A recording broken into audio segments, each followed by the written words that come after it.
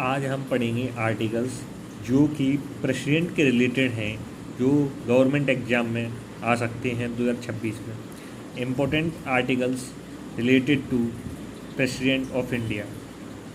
सबसे पहले हम पढ़ेंगे आर्टिकल 52।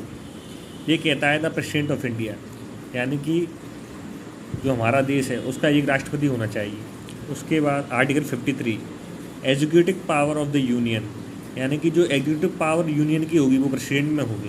फिर उसके बाद आता है आर्टिकल 54, इसमें प्रेसिडेंट का जो इलेक्शन है वो कैसे कराया जाता है उसके बारे में बताया गया है।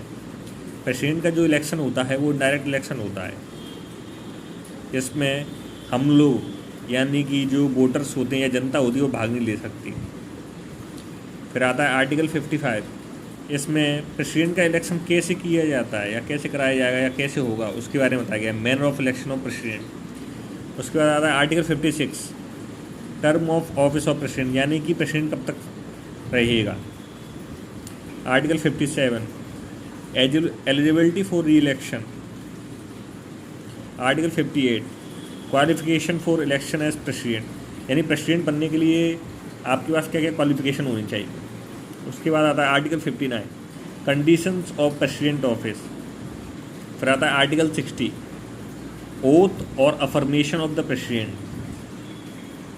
फिर आता है article 61 procedure for impeachment of the president, यानी कि महाभियोग कैसे होगा। Article 62 time of holding elections.